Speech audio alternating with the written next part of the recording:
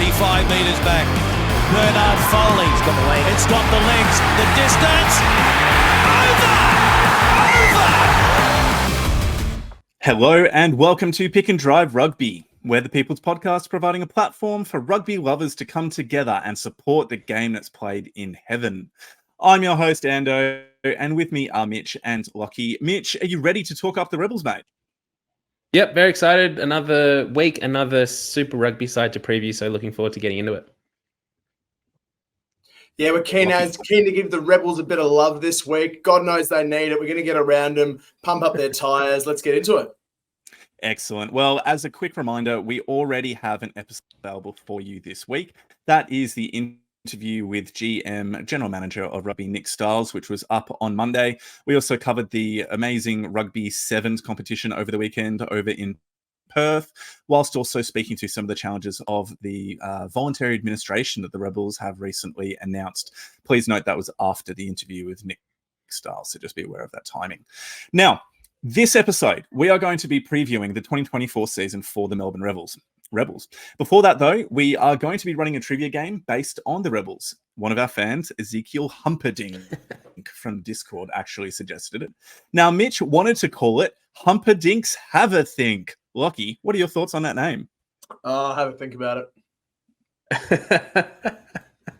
We need to send it to the fans then to come up with a a good name for this segment, though, because we haven't got one. We don't have one. Basically, we're going to be starting a trivia competition that runs across the season. But the good thing is there are two ways in which you can be getting involved. The first part is if you're just listening to us on a podcast, regular audio platform, then feel free to just play as you go. But we'll also have visuals alongside this. You can get it on our YouTube uploads as well. So just search for Pick and Drive Rugby on YouTube and it will come up there. Now, what that is also an excellent segue. So Ezekiel is on our Discord and was able to suggest it directly there. So we would like to invite you to be a part of the best Australian rugby community going around. The link for Discord is on any of our social media profiles. And then one last thing, if you like what we do, please leave us a positive review on Apple Podcasts or Spotify. It really, really helps us get more traction, so we'd very much appreciate that. So without any more ado, let's jump on into the Melbourne Rebels trivia.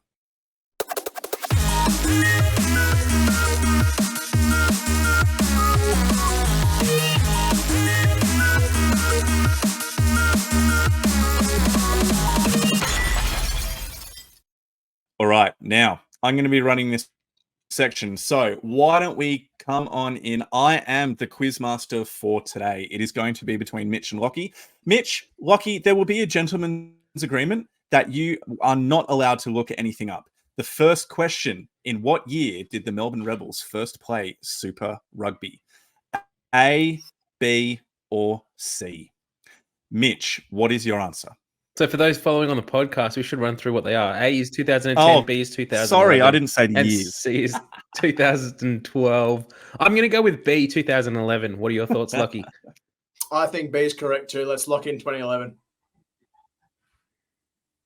All right, next slide, please. Let's see if you are correct.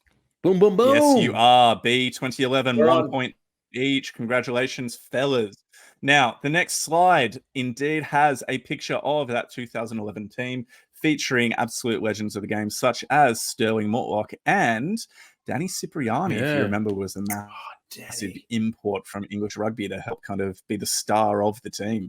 And now, look at moving that into stadium. question Just look at number that stadium 2. before we move on. It's full. There's no seating room left. Standing room only. How good would it be to be back into that? Question number 2. Who was the first head coach of the Melbourne Rebels? Was it A, Rod McQueen, B, Damien Hill, C, Tony McGann? Lachie, you're up. Oh, I think it's the man, the myth, the legend, Rod McQueen. Letter A, sorry. I think... Okay, so A, Rod McQueen. Mitch? I think it's Rod McQueen too, but I'm going to hedge my bets and say Tony McGann because I know he's coached them at some point. But I do think I think it's A too, but let's go with C for the sake of it. Okay, now come on. C, one? Tony.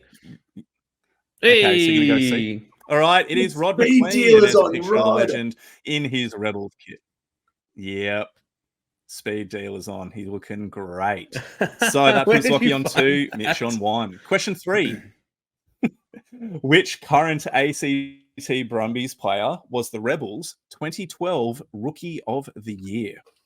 Current ACT Brumbies player, Rebels 2012 Rookie of the Year. Was it A, James Slipper, B, Jack Debrasini, C, Caden Neville?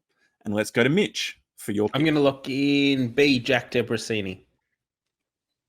Right. I B, think he's Jack right on the Debrasini money. is locked in. And Lachie? I think he's on the money there. Okay, Jack Debrasini again. Mighty pairing with Nick Sturzacker and all the Zs in the names. Well, let's see if you're right. No, it's Caden Neville. You're kidding. We got a picture there of babyface Caden being lifted up in the lineouts. And gosh, he looks like he's got a full head of hair. Yeah. And not some of the battle scars that he currently has across his body. Far out. So that's putting still the scores remain 2-1 to Lockie's favour. Question number 4. Which player has the most caps for the Melbourne Rebels? A, James O'Connor. B, Laurie Weeks. C, Reece Hodge.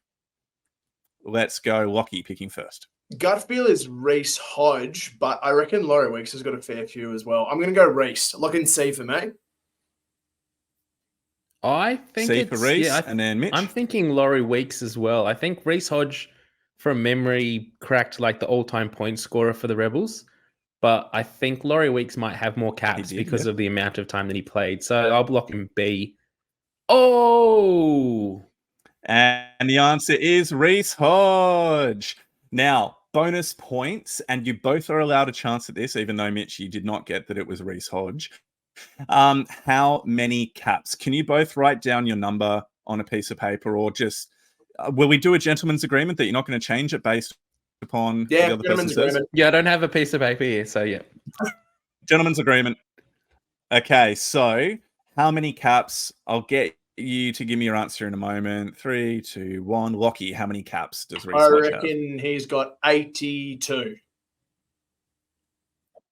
And Mitch? Oh, I'm thinking 75. You're both missing out on a bonus point. For those of you playing at home, if you had 100, you would be correct. He cracked the century right before he left to go to Bordeaux. There you go. Yep, cracked the century. Of course he did. Come on, you're literally a rugby reporter, mate. Now, question number 5. Question number 5. Here's a bit of a history one, which I actually thought was really fascinating when I was doing some reading up about the Rebels. Okay. What is the name of Victoria's first ever Wallaby? And hint, he was a hero of World War II, serving as a doctor to Australian soldiers after the fall of Singapore. It's a very, very well-known Australian name. So, Mitch, start off with you, mate. The only person that I can think of and name that comes to mind is Weary Dunlop, and that's purely because of the Waratahs and Rebels play for the Weary Dunlop Shield. So I'll lock in Weary Dunlop. And Lachie? Oh, Mitch is right, but he gets the full point if he can get his first name as well. Oh, I thought that was his whole name. I don't even know his first name.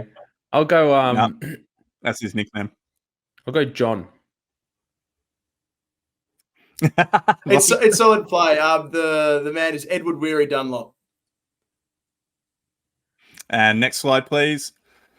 You'll see Sir Edmund Weary Dunlop. There's a picture of him on the left there, serving as an army surgeon at the Sandakan prisoner of war camp. And on the right there, he is in his Wallabies, rugby kit. And he was, played, he debuted against the All Blacks in 1932, playing at number 8. So there's a little bit of history for you within your Rebels trivia. So I think, if I'm not correct, you both got that question correct. Lachie, you were 2 points ahead overall, I believe, and I think it ended 4-2. 4-2. So correct me if I'm wrong, sports fans playing at home, but 4-2 is the end of our trivia section for this week. So well done, everybody. Thank you, Quizmaster. Great stuff. And why don't we take thank you. Why don't we take a quick break and then we'll jump straight into the season preview.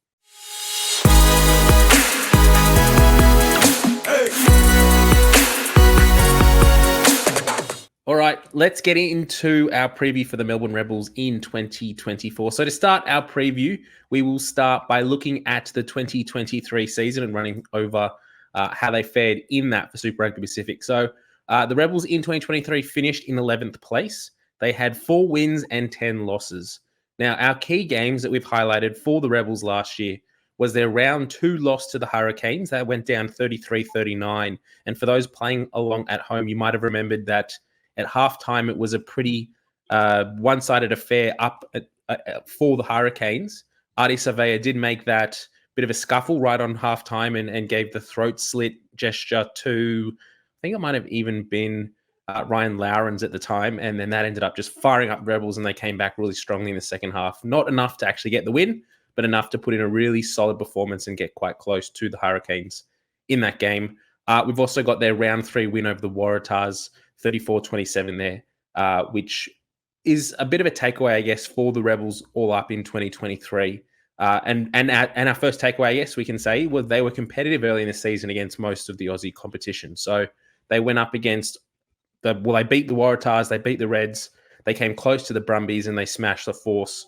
I think from memory that was in Perth early in the season. And then when it got about halfway through the season and on, and they started to get some losses against the Kiwi sides, things started to fall away.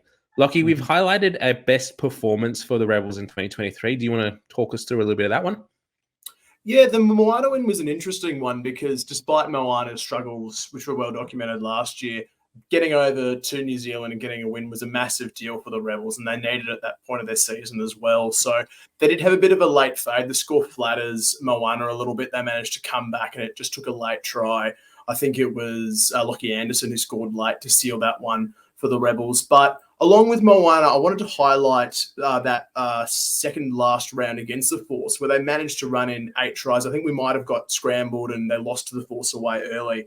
But when they came back home late in the piece, Mitch, they racked up 52-14 win. So clearly they can score. They're an effective team on the attack, but too often, and this would be one of the key takeaways, they couldn't close out those close games. There were 5 losses by 10 points or less last year, and that's a sign of a team that doesn't quite know how to win yet. Yeah, Ando, one of the takeaways for the Melbourne Rebels in 2023 was the fact that when they came up against the Kiwi opposition, they just weren't able to stay in games for long periods of time. What did you sort of put that down to? I think one of the challenges the Rebels have historically had is a large turnover within their squad each season. And within most analysis and most talk of kind of the quality of teams, defensive integrity is a result of squad cohesion. And so when a team is racking up significant points being let in, you need to be questioning how much the players are trusting the others inside and outside of them, how much they're willing to be working hard for their team.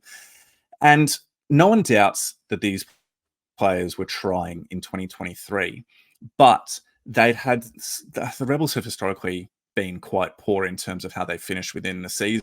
They haven't ever made a full Super Rugby final series. And so they just don't have that experience to lean upon in those tough moments. And so when you add in that lack of experience and the pretty high squad turnover that they have, yeah, sure, they might be able to get up at the start of the season when things are exciting and energy levels are fresh and players don't have as many little niggles. But then as the season continues, they just really, really struggle to play to the quality and the top level of performance that we know that they are capable of. And so I think that'll be a big thing for this season to see whether or not they can have more consistent, higher quality. And that's a great lead into the Rebels squad for 2024. Now, I'll run through the forwards, and Lachie, I might give you the backs to run through, and then we'll talk about some of their key signings and departures. So to run through their props, we've got Caboose Eloff, Pone Falmasili, Matt Gibbon, Isaac Kalea, Sam Talakai, and Taniela Tupou. In the hookers, we've got Ethan Dobbins, Alex Murphy, and Jordan Walesi. Locks, Josh Canham, Lucan Salakai Loto, Angelo Smith, Tuan Tai Tualima, and in their back row, Veolani Ekwasi, Zach Hugh, that thing needs to go away, Josh Kemeny, Rob Leota, Daniel Maver, and Brad Wilkin. So there's some big signings there for the Rebels in 2024. Taniela Tupou is a big one. You spoke about that, Ando, in your chat with Styles earlier in the week. Lukan Salakaia-Loto is another signing coming down to Melbourne to bolster the stocks there. If you had to pick out one player in particular, who do you think is going to be the most important forward for the Rebels in 2024? Look, the easy option is Taniela Tupou. I'd be saying Lukan Salakaia-Loto, just because of the significant turnover within the locking department that they've had. They've lost their two most experienced locks in Trevor Jose and Matty Phillip. And we will speak about Lukan a bit later, but he's my pick. And Lachie, there is a fair bit of depth there across this forward pack now. Lock still potentially looks a little bit light when you look at the Josh Canham and Lukan Salakaia-Loto are probably the two that will start the season. And if one of those does pick up an injury, we've got two pretty inexperienced players there as backup. But when we look at the back row, there's quite a few good names there. Do you think that the back row stocks is what's going to be the point of difference for the Rebels in 2024? It's an interesting one with the Rebels back row because Brad Wilkins fairly well entrenched there now as a 7, as the starting 7. Obviously, no Dickie Hardwick this time around, which was an interesting thing to see. But it's a really big year, I feel, for Josh Kemeny, given that he made his breakout year. He earned himself a game against Argentina and then a trip to the World Cup. And we didn't see much of him. It feels to me like Josh Kennedy is a man with a lot to prove at Super Rugby level to try and crack back into that Wallabies squad. But so too is his club skipper, Rob Leota, often touted as that big physical 6 that we need. We still haven't seen him dominate in Super Rugby for extended periods of time. So I think that 6 jersey is massive, especially when you consider the versatility of Eko Alsi, who can play 6 and 8, and the rising players like Daniel Maiava and Zach Howe as well. Now, there is a little bit of an interesting thing, and you'll see that as we move on into the next slide. And it's almost something that the Rebels have borrowed from Eddie Jones's tenure as Wallabies coach, in that they've named utility players. So it's interesting just to note before we move across to that screen that Josh Kemeny is listed as a back row and not a utility player like some of the other players in this Rebels lineup. Lachie, why don't you run us through the backs for the Rebels in 2024? For sure. So starting with the scrum halves, we've got Ryan Lowrens, Jack Maunder, and James Tuttle. Fly halves, there's just the one name. That's Carter Gordon. Centres, there's stacks. We've got David Faliua, LeBron Naya, David Palu, Matt Proctor, Lucas Ripley, and David Vaihu. Outside backs, some more recognised names in Lockie Anderson, Andrew Kellaway, Darby Lancaster, Joe Pincus, and Glenn Vaihu. And then in the utility role, we have Mason Gordon, Jake Strawn, and Filippo Dalgurno. But, Ando, you'd have to say that the utility role is probably limited to just the back line for those 3. I think so. I mean, I feel like at a pinch, Dalgurno could probably fill in at like open side, at least on a scrum when a forward is being carded or something like that. But outside of that, yeah, they're going to be the utility players. Now, a really interesting player that has joined the Rebels this year is Jack Maunder. Now, if you're a follower of Northern Hemisphere rugby, he's a pretty well-known name because he's been playing for Exeter now since 2016-17. And he's racked up well over 120 caps for them across basically the 8 or so years that he's been playing at Exeter. So he's a highly experienced English player, and he's going to be someone that brings just maybe an added level of, I don't want to say professionalism because I don't want to denigrate the current players that are there, but just that extra level of knowing what it is to compete in a top European competition, especially the Champions Cup too. So I think that is a really, really interesting addition, as well as considering both Matt Proctor, who in my mind be sitting in at 13 basically immediately, and Darby Lancaster, who we've seen tear it up for the Sevens this past weekend over in Perth. Yeah, it's a funny one. And I think, Mitch, a lot of people would forget that Jack Maunder is capped for England. He did win a cap way back in 2017 when Eddie Jones was coach. So you do have a test scrum half coming into the fold. But tell us a little bit about backups to Carter Gordon at fly half. Obviously, Mason Gordon, Jake Strawn have played there at age grade, Jake Strawn over at the Force. But is there maybe a bit of a problem there with depth at 5'8"? It definitely is. I mean, putting the squad together and preparing this slide, with Carter Gordon being the only out-and-out fly half listed, you just think that with the season that he had with the Wallabies and under Eddie Jones in 2023, the amount of pressure he was put under, the amount of game time that he got, we know he's a good player. He's got great potential, and he has the potential to be the best fly half in Australia at the end of 2024 should he have a good season. But there's a lot of pressure on him considering he is the only fly half in the squad. Mason Gordon is a bit of a drop-off in experience and development coming in if he was to get injured. Jake Strawn has played at fly half for the Force, so he is an option that could slot in there. But when you don't have a player that you can name on the bench to give, a little bit of reassurance to Carter Gordon that if he goes into a game and picks up a knock that he is able to come off injured should he need to, that's also a mental element to the game that you probably don't want to be putting into his preparation week in, week out.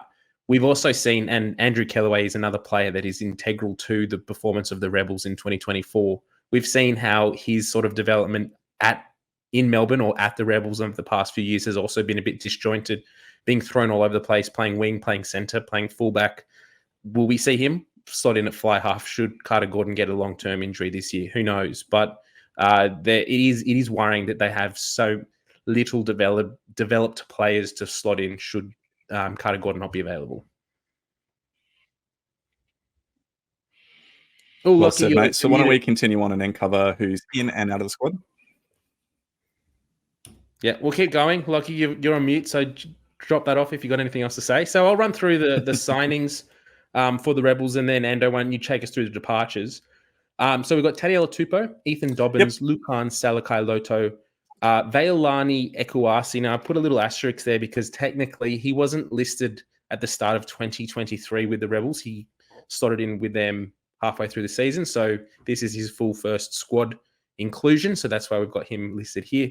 Jake Maunder, Matt Proctor, Darby Lancaster, and Filippo Daugunu. Now, I have also put another asterisk next to Darby Lancaster because we have seen his inclusion in the Aussie Sevens squad this weekend for the Perth Sevens. And with the performance he's put in, we don't know yet. He has been such an integral player for them this weekend, whether he will stick with the squad and then push for selection in the Olympics later in the year, or if he will come back to the Rebels and get some time in Super Rugby. Still kind of yet to see how that pans out. Ando, why don't you run us through the departures, and then we might just focus on a few key players there.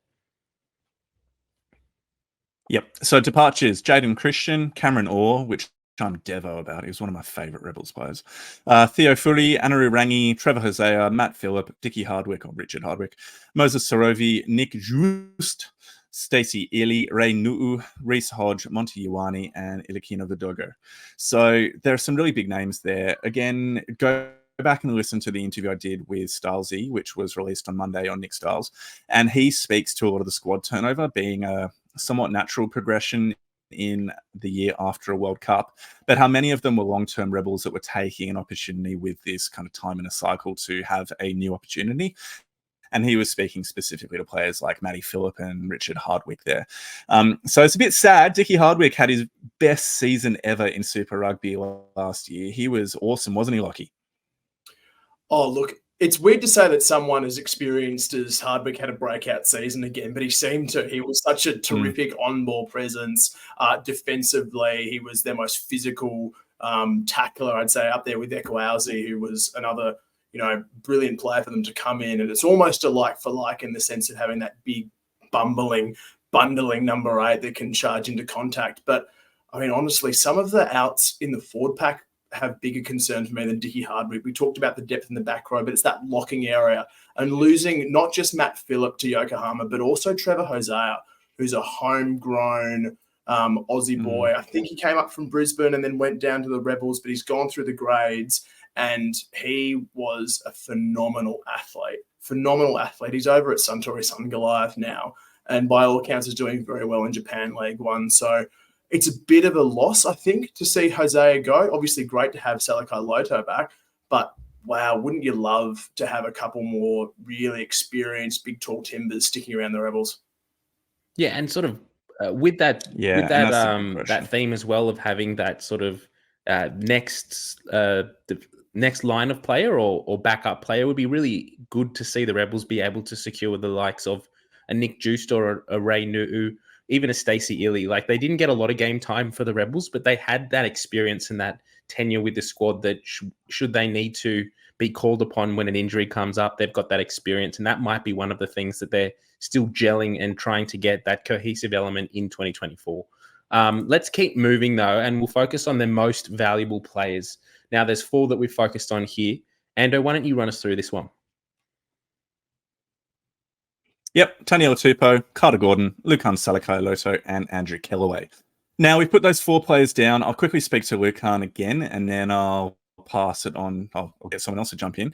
But Lucan is a pretty easy pick because of the loss of Trevor Hosea and Matty Phillip. I mentioned it earlier, but you need experience and you need quality within your second row to compete at a high level, like the Rebels will obviously want to.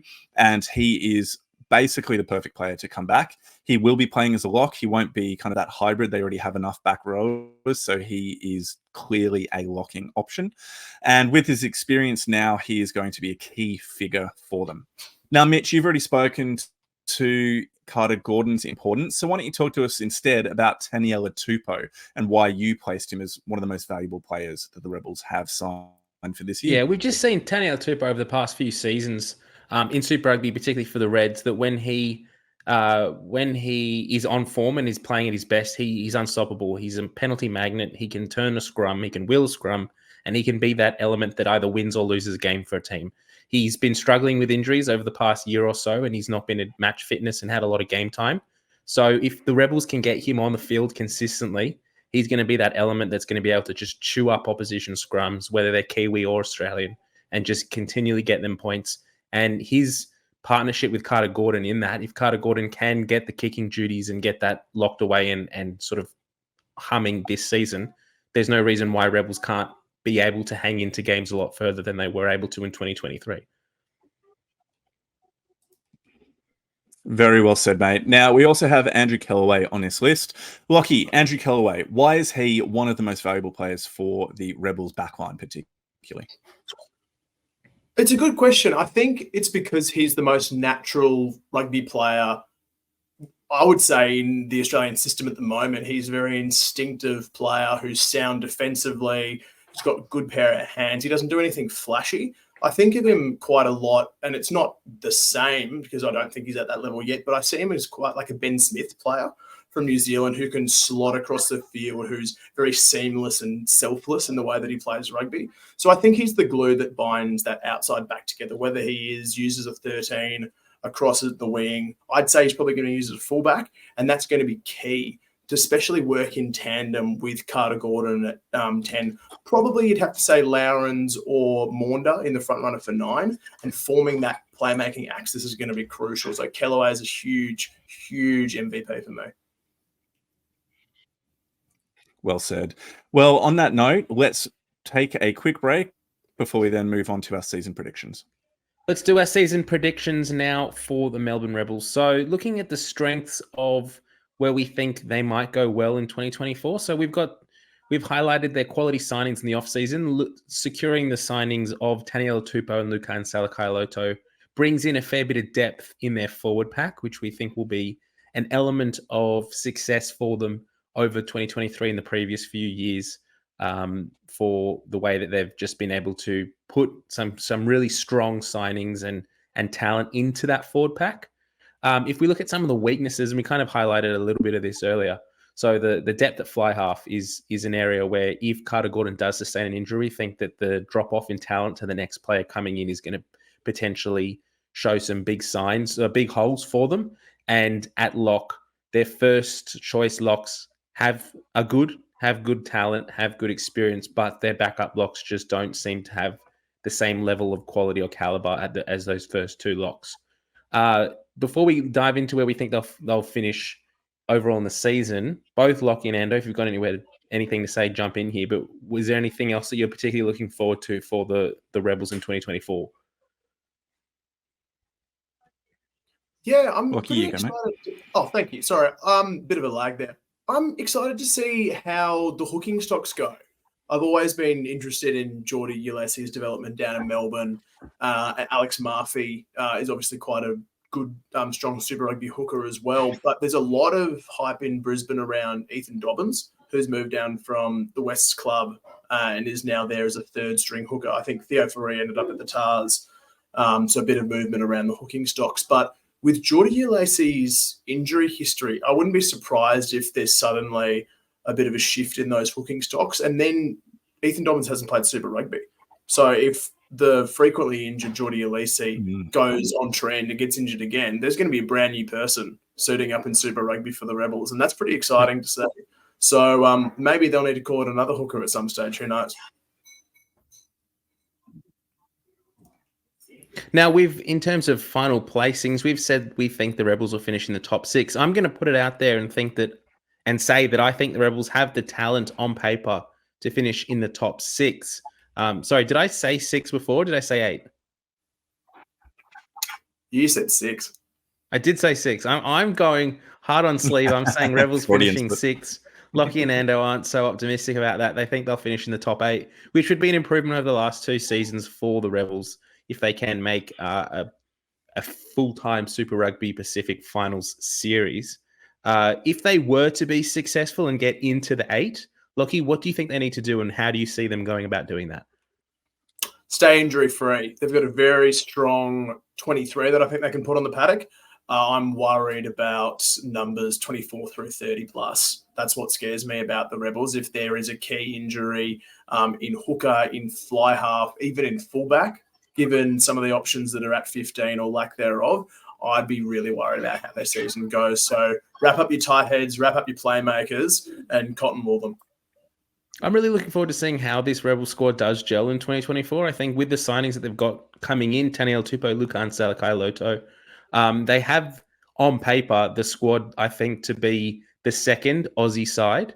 I'm going to throw it out there and say that they can be better than the Waratahs, they can be better than the Reds, and can be better than the Force. They'll probably push the Brumbies a fair way. It will, as Lachie said, take a full squad of not many injuries to be able to do that. But I think they were really exciting to watch last year. They quickly became my second team, and I really enjoyed watching the style of play that they, or the way that they played the game of rugby. Just being able to finish off those games, I think they now have the talent in that roster to be able to do that. So I'm optimistically hoping that they'll be in the top 6 this year, which would be fantastic to see for the Rebels. But if they even finish in the top 8, I think that's a great win for the club. Now, let's finish things off, and that is by looking at the 2024 home and away jerseys for the Rebels. Now, Ando, you said before we started recording that you actually quite liked the home jersey, the away jersey in particular. What is it about this jersey that really stands out to you? Mate, I love it. I like a good pink jersey. Genuinely, I think that there is just a lot of really nice design elements to it as well. The kind of highlighting that's happening on some of the I don't know, line elements throughout it. Basically, it's hot pink with the Rebels blue lightning bolt stripes kind of throughout, which are highlighted in a bit of white as well. I just think it's a really bright and good-looking kit. Doesn't have a collar, unfortunately, and I think maybe a little bit more could have been done on the sleeves or the edges, the trim of the sleeves. But outside of that, I personally think it's a really, really nice away jersey, and it'd be nice to get one on me.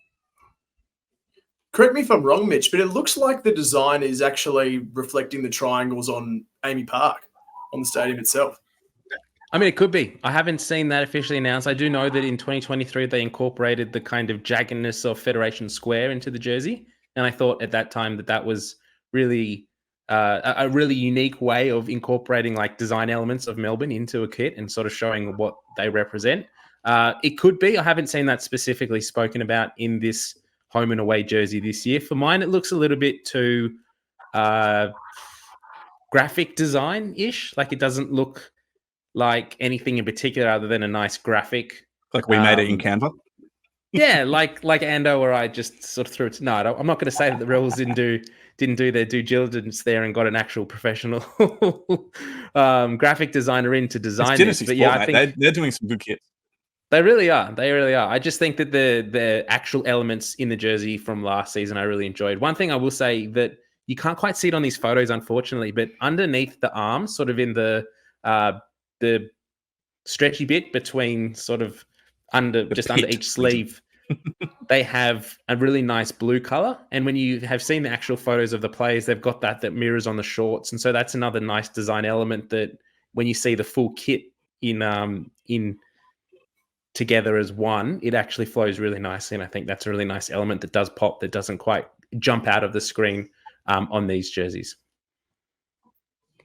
Is there anything else we wanted to say about the Rebels? As we are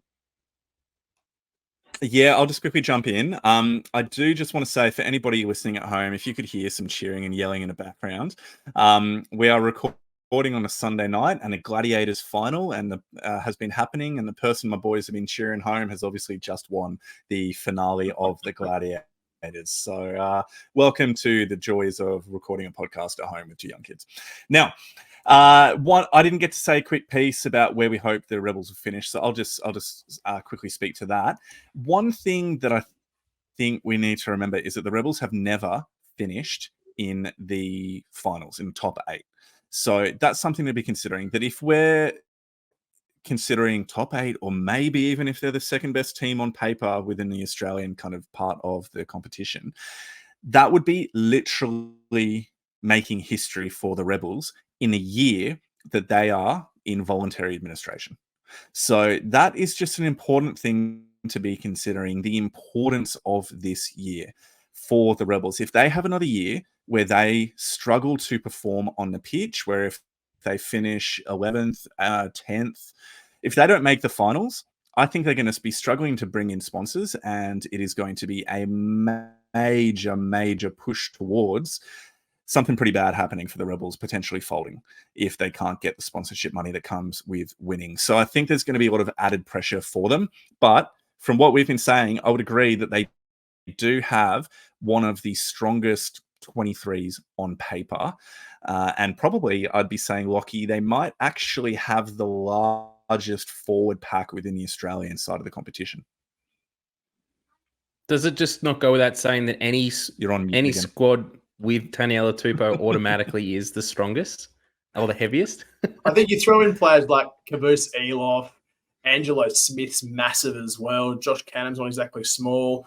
Sam Talakai, Pone Famasili, like they're packing some big boys in that team as well. So maybe we were right, but I think at the end of the day, we just want to see the Rebels do well for the sake of Australian rugby. It's tough seeing teams struggle, especially when they're on our side of the ditch, and we want our players winning, whether it's at Super Rugby or club or whatever level, so it feeds into the national system. So players feel confident going in wearing the gold jersey as well. So I'm rooting for them. I know we all are.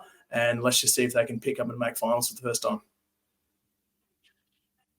Hooroo. All right. Thanks, everyone, for getting to this point in the pod. Let's leave things there.